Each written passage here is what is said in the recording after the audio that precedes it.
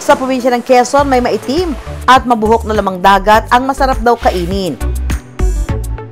Nakasanayan na ito sa lugar, pero kalauna naging exotic at kakaunti na lamang ang nangunguha nito. Hindi lang ito basta malinamnam, nakakapagpatibay pa raw ito ng katawan.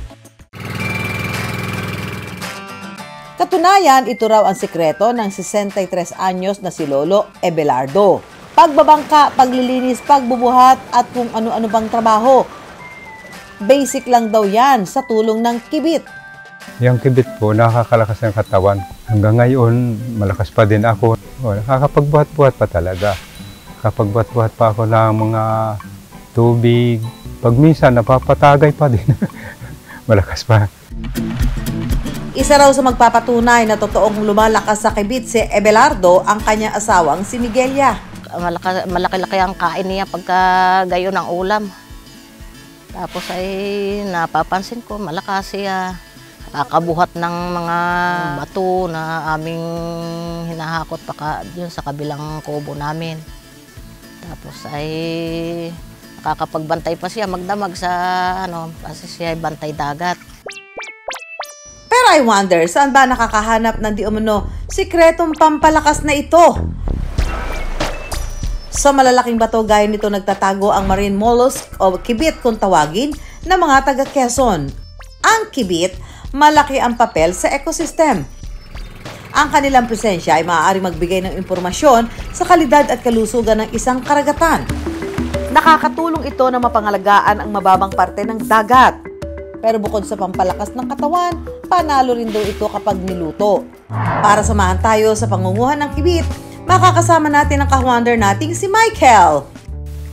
Bali po yung kibit ay natutunan kong kainin gawa nung lahat po ng taga rito halos nangunguha niyan.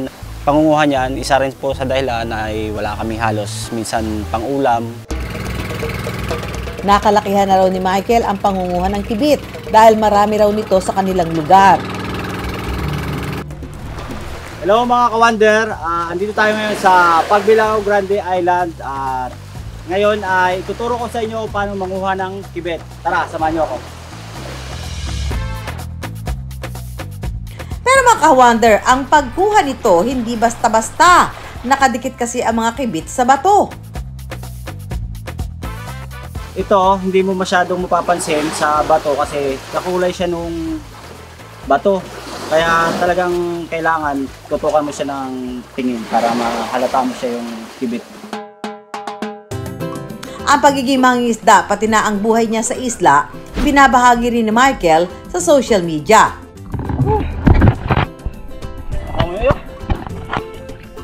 Lumalapit ang grasya. Ang pagbablog, kanya na rin pinagkakakitaan pantusto sa gastos ng kanyang pamilya. Sungkit dito, sungkit doon. Makalipas ang kalahating oras na pangunguha ng kibit, iuwi na ito ni Michael at ipaluluto sa kanyang asawang si Cheryl. Ang perfect dish daw para rito, kibit sisig. Ngayon po ay pakukuluan muna po natin yung mga kibit ng 4 na oras. Kasi po matagal siyang malabog, makunat po siya, kaya kailangan 4 na oras po. Makalipas ang 4 na oras na pagpapakulo, lilinisin naman ang kibit. Kailangan kasing ihiwalay ang shell nito sa laman. Ito po kasing kibit sisig, ito po ay paborito ng asawa kong pulutanin. Or kahit po kami ulam. Pagkatapos, hihiwain ito ng maliit. Igigisa ni Cheryl ang bawang, sibuyas, saka ilalagay na rin ang kibit. Lalagay na rin po natin yung mga pampalasa. Lalagyan din ito ng sili at oyster sauce at patuloy lang na igigisa hanggang sa maluto ang mga sangkap. Kapag medyo toasted na ang kibit, saka ito lalagyan ng itlog.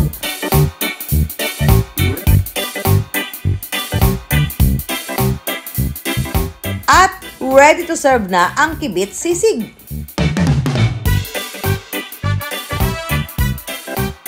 Malinamnam ang lasa, masarap, swak na swak at saka parang daig pa ang baboy.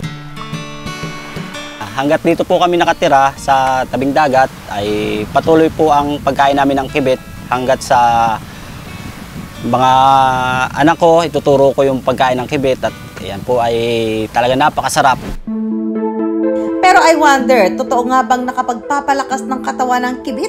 O baka naman it's all in the mind? So, with the nutritional value niya, actually, there's no scientific studies kasi na makikita natin regarding sa kibet. Bilang isang marine mollusk, meron din itong protein, possible na meron din carbohydrates and vitamins na makukuha sa kanila.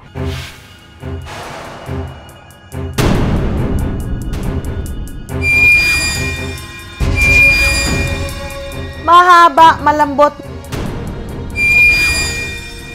madulas at gumagalaw-galaw pa. Mga ka-wonder, kakasaka ba sa pagkain ng bulate na ito? Ito ang sasing, itinuturing na delicacy sa Lucena sa Quezon. Isa itong uri ng sandworm na makikita sa buhangin kapag low tide. Ang pangunguhan nito, naging kabuhayan na ng ilang mga taga rito katulad ng ka-wonder nating si Jimmy. Nung maliit pa ako, tinuturuan ako ng tatay ko. Sabi niya, anak ko, ito ang tanging pangmamana ko sa iyo, panguha ng sasing. Kaya natuto po ako, sinusulit ko po naman dun sa kayansin pag ako nangunguha. Sa pangunguha ng sasing, kumikita si Jimmy na mahigit kumulang 500 piso kada araw. Kaya naman itinuturing niya ito na malaking biyaya ng karagatan. Malaki din ang bagay din sa aming pamilya, panggastos pang araw-araw. Ngayon, hindi na lang si Jimmy ang nanghuhuli nito. Naipamana na rin niya sa kanyang anak na si Jimboy. Muwa si Papa, tapos tagapulot lang ako dati. Tapos nagbukod po ako nung medyo nasasanay na po ako manguha. Para iba po yung income ng tatay ko, iba rin yun sa akin. Para manghuli ng sasing, ang mag-amang si Jimmy at Jimboy, matyaga naghihintay ng pagbaba ng tubig. Pagpatak ng alas 4 ng hapon, dala-dala ang kanilang timba at bareta, sinimulan na nila ang pangunguha ng sasing. Ang mga sasing nagtatago sa ilalim ng lupa. Sa pangunguha nito, hahanapin muna ni na Jimmy at Jimboy ang malambot na parte ng lupa.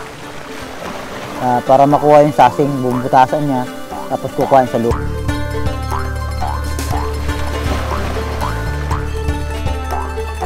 Kailangan mabilis ang kamay sa pangunguha ng sasing.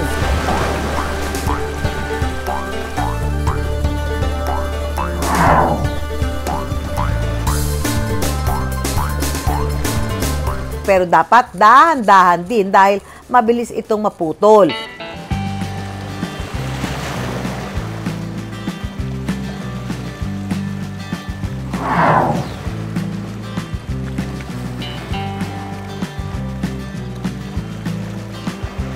Pagkatapos manguha ng sasing, ano pa nga ba ang susunod na gagawin kundi ang kainin ito?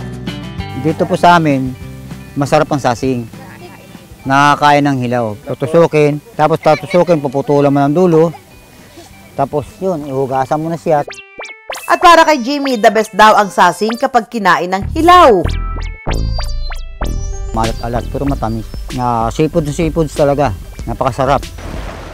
Bukod sa pagkain ng hilaw, iniinom din ni Jimmy ang dugo ng sasing. Ang sabaw nito. Napakasarap ng sabaw nito. 57 na po ako, kaya ganito, lumalakas yung katawan ko to. Gawa nitong sabaw ng sasing. I wonder gaano nga ba kaligtas ang pagkain ng mga kakaibang seafood, lalo na yung mga hindi na niluluto. Eating exotic seafood, enjoyable. Pero madami pa rin tayo na kailangang i-consider yung species alone. Kasi baka mamaya hindi siya safe to consume by human body. Baka ito ay merong mga toxins. Kung gaano ito ka-safe, syempre kailangan natin i-consider saan ba natin siya nakuha. Syempre, yung freshness.